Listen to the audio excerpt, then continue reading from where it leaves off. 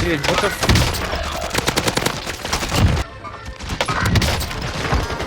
Ouh, ah, il est encore en pompe. Il est encore... The beat pushes.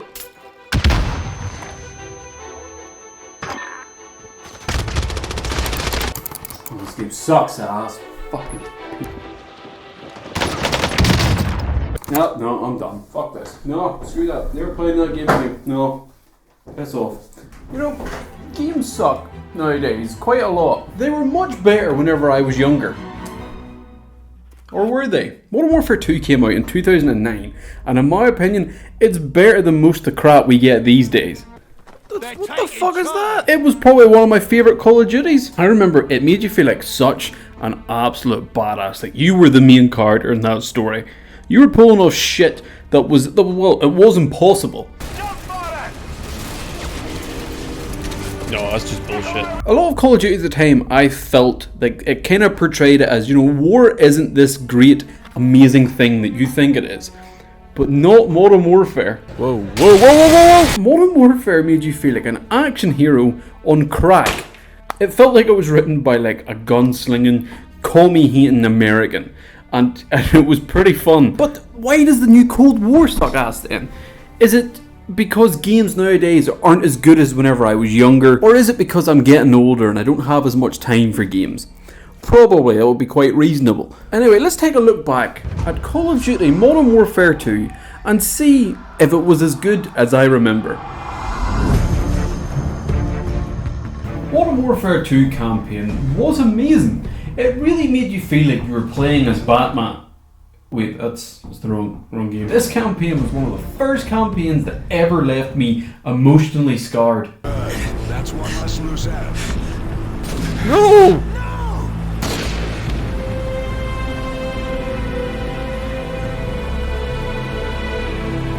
You start the campaign as Private Allen in a well-disguised tutorial mission, led by Sergeant Foley.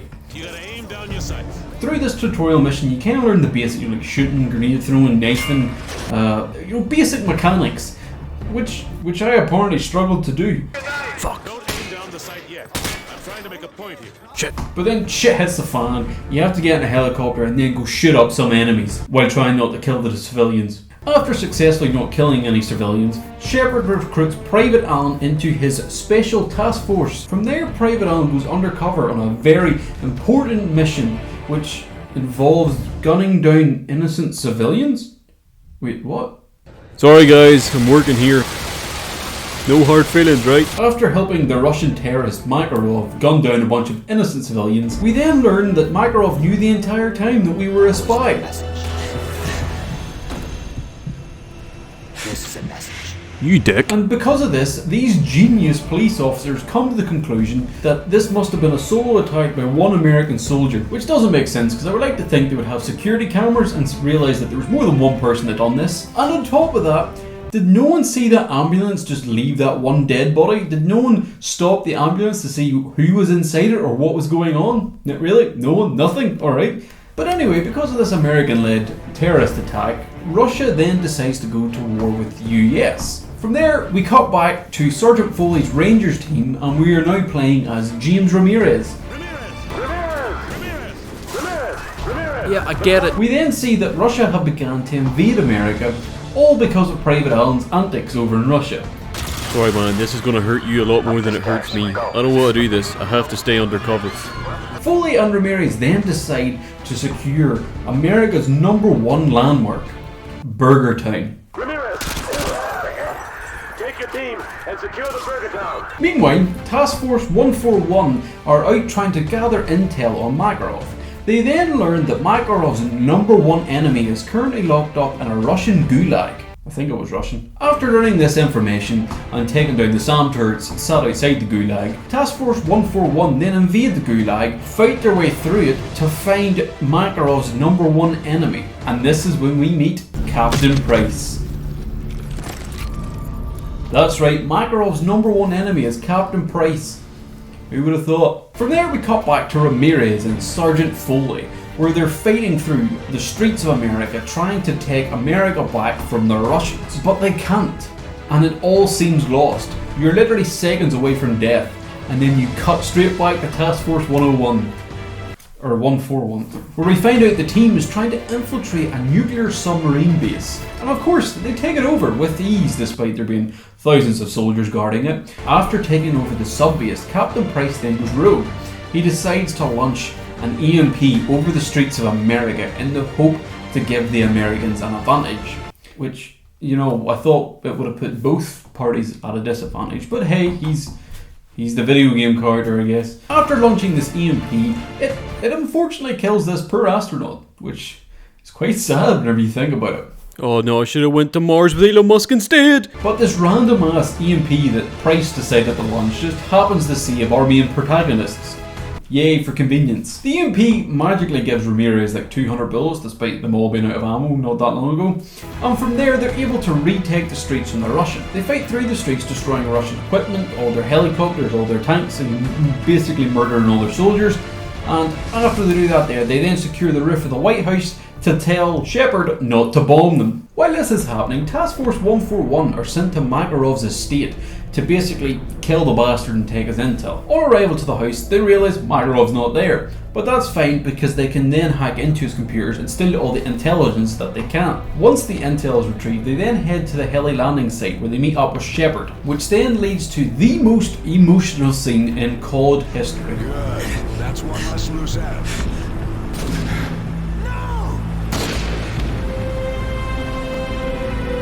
As your lifeless body lies there, you hear Captain Price screaming down the radio to not trust Shepard. Bit late, pal. This is when we learn that Shepard was the bad guy all along. Shepard helped orchestrate a world war just so he could win that world war and make a name for himself. Become a war hero. Because as he's literally been saying the whole game, history is written by the victors. So as soon as he wins, he can write the history books. This then leads Captain Price and Soap McTavish on vengeance. They want Shepard's head on a stick. They want this man dead. Price and Soap then hunt Shepard down throughout the desert, through thousands of soldiers, and even over the edge of a giant waterfall. What? Are these guys fucking superheroes? After not plummeting to their death, you end up outside of Rust, where Shepard then stabs Soap, but Soap pulls the knife out of his own body, throws it directly into Shepard's eye socket, and then Soap and Price fly away. Alright, maybe they are superheroes. And that is the Modern Warfare 2 campaign. So, was Modern Warfare 2 campaign any good in 2021? Yes, surprisingly. Despite the linear gameplay and the dodgy AI spawns. Whoa, where'd you come from? Modern Warfare 2 campaign, it had me hooked. I was excited to go back and play it again after I left.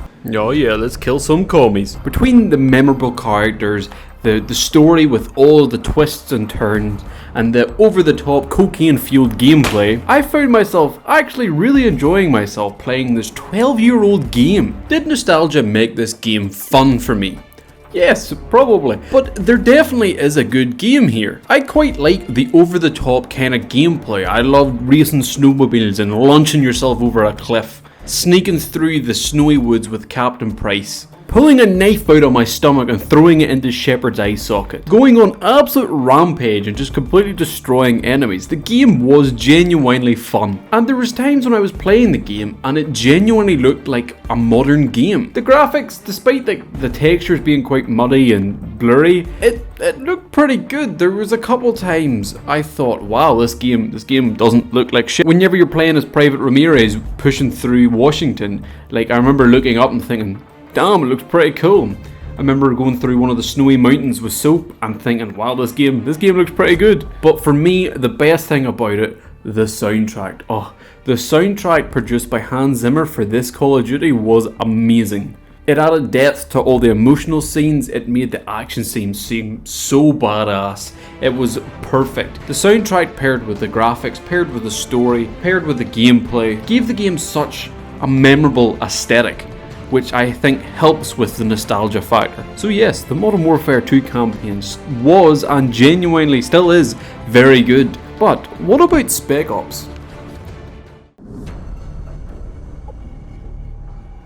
This was Infinity Ward's answer to Treyarch's Nazi Zombies. Spec Ops was the third part of the Modern Warfare 2 game. It was basically additional missions where the player had to jump in and complete objectives. You are then graded out of 3 stars on your performance. You then use these stars to unlock the next set of missions, which actually made this mode pretty fun to play because each of the missions is quite basic and linear, but I was playing them all to try and get 3 stars to unlock more missions, which actually made this game mode pretty fun, because I had to go back and basically get 3 stars in each missions just so I can unlock the next set of missions. So I spent hours sweating my absolute balls off just trying to unlock more basic missions. Don't see me, don't see me, don't see me. Fuck!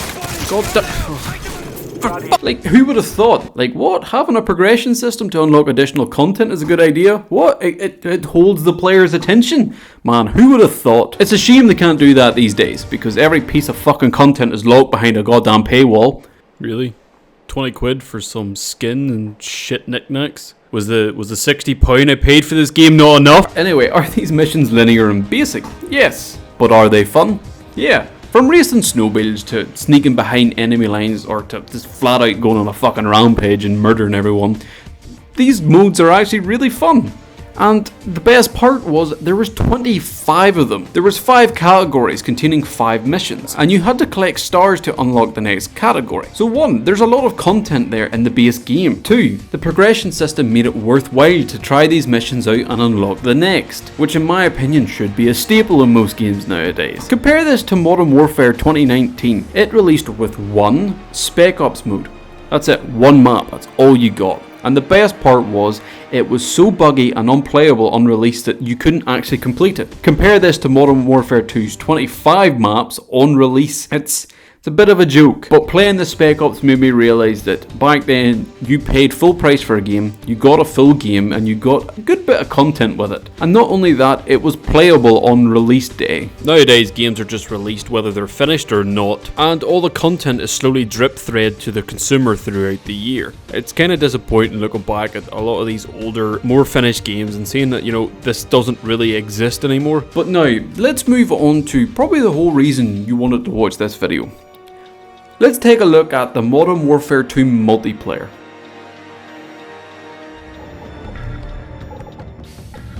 Are you bored? Nothing to watch on Netflix? Then why not subscribe to the Adam McMullen YouTube channel and binge watch his videos. Warning, may cause cancer. The Modern Warfare 2 multiplayer is my favourite multiplayer of all the Call of Duties. There is something about launching this game and just hearing that main menu music. Oh yeah. Everything about this game just brings back amazing memories and spikes my serotonin. But why? The user interface follows a very basic but aesthetic colour scheme. Not only does it look good, but it's easy to navigate, it works, and it's not a buggy mess, unlike some games. The fuck is this? Why is it so slow? Pair this clean UI with an amazing soundtrack, and you have a main menu that every time you launch gives you goosebumps. Oh yeah. Title cards and emblems. The title cards and emblems for Modern Warfare 2 were pretty cool and unique, and I think it was one of the first Call of Duties in the series to do this. Each card or emblem had to be unlocked by completing a challenge. Man, there's a lot of weed references here. But once you unlock everything, you can then display it on your player card to show everyone that you are a marijuana enjoyer.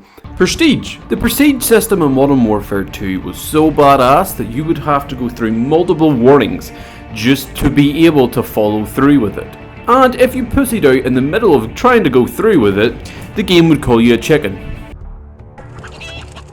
Did this game just bark at me? The prestige system was basically after unlocking everything and hitting level 70, you would then decide to prestige. Give everything up I worked so hard to unlock and do it all again, but in exchange I get a shiny new rank?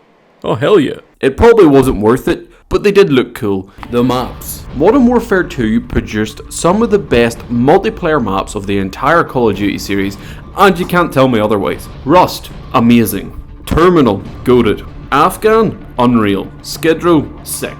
High Rise, amazing. And the list, it goes on.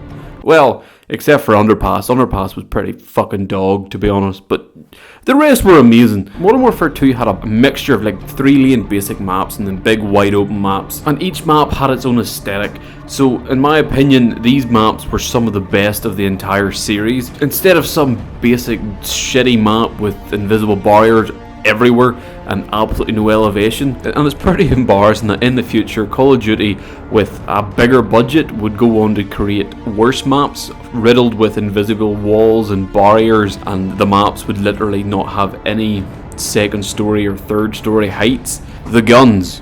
Much like the maps, Modern Warfare 2 had the most memorable weapons, in my opinion. You had the UMP-45 silenced, the Intervention, Model 1887 Akimbos, even though if you used them you were an absolute piece of garbage. Rangers Akimbos, the ACR, PP2000, and the fucking noob tube attachment. Piece of shit. Some of these weapons were good, some of the weapons were absolute trash and didn't work, and some of them were insanely overpowered, which led to them being overused. But I think a lot of these bugs were due to Infinity War staff leaving around the time the game was released, so we literally got no online updates. So that's why like the likes of like noob tubes and stuff reigned supreme, was because they never got fucking nerf kill streaks. This was probably my favourite part of this multiplayer. While you can defo argue that the kill streaks in Modern Warfare 2 were insanely broken, and some of them just were not worthwhile using at all. I'm looking at you, Precision Airstrike. You cannot deny that they were incredibly fun to use. There was no better feeling than calling in a chopper gunner and absolutely demolishing the enemy team. They didn't stand a chance. The kill streaks in this game actually felt powerful, so once you earned them, you got a pretty good advantage. Yes! I got it! Yes! Oh my god.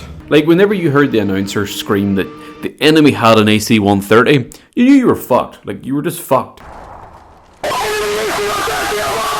Balls! But like, Modern Warfare 2 was probably one of the last Call of Duties to have insanely broken kill streaks. The rest of the series kind of dialed it back a bit, or basically opened up new ways to destroy them and introduced more support style kill streaks, which didn't involve massacring the enemy team. You know, they were mainly introduced to kind of support your team and stuff. But no, Modern Warfare 2 in my opinion had the best kill streaks, despite them being absolutely broken. But this entire game blew my mind as a 10-year-old boy, and that is quite literally why I played the game so much. I have so many memories from this game, whether it be the loud and obnoxious game chat, I'm gonna go reset my internet, to the quick scoping matches, the Mike Myers matches, trying to get out of the map using the speed hack, ninja defusing and trolling. The only issue I actually found while revisiting this game was that the multiplayer kinda is broken. From things like iron sights not actually showing you directly where your bullets are going, to Harriers not working properly whenever you stand still. The game is kind of buggy, and there is a really good video on YouTube sort of highlighting a lot of these issues that I didn't even know was a thing whenever I was younger. But like I said, this was because shortly after Modern Warfare 2 was released, a lot of Infinity War staff left, meaning for majority of Modern Warfare 2's life cycle there was no bug fixes, no patches, and no updates for the game. Hence why everything kind of still is a bit fucked whenever you go back and play it. But to be honest, back then I didn't even notice. This was a time before YouTubers picked apart everything and worked out which guns were overpowered and used like glitches to exploit the system to get an advantage. Back then everyone was just concerned with hitting trick shots and hoping FaZe would notice them. It was a lot simpler. Whenever I came across like someone using noob tubes or Model 1887s, I didn't think they were overpowered, I just thought the person using them was a massive knob. But besides all the flaws I noticed upon replaying the multiplayer, I still think Modern Warfare 2's multiplayer is incredibly fun and good in 2021. So, is Call of Duty Modern Warfare 2 a good game in 2021? Yes. After playing literally everything this game has to offer, I really enjoyed it. From the amazing story in the campaign to the Spec Ops, which had very basic missions that involved you grinding for these dumbass stars just so you could unlock something else, to the multiplayer where you spam AC-130s and then absolutely nuke the fuck out of your enemies. I really enjoyed myself. Despite the basic gameplay, the graphics from 2009 and some of the bugs I noticed, I do believe Modern Warfare 2 is a brilliant game in 2021.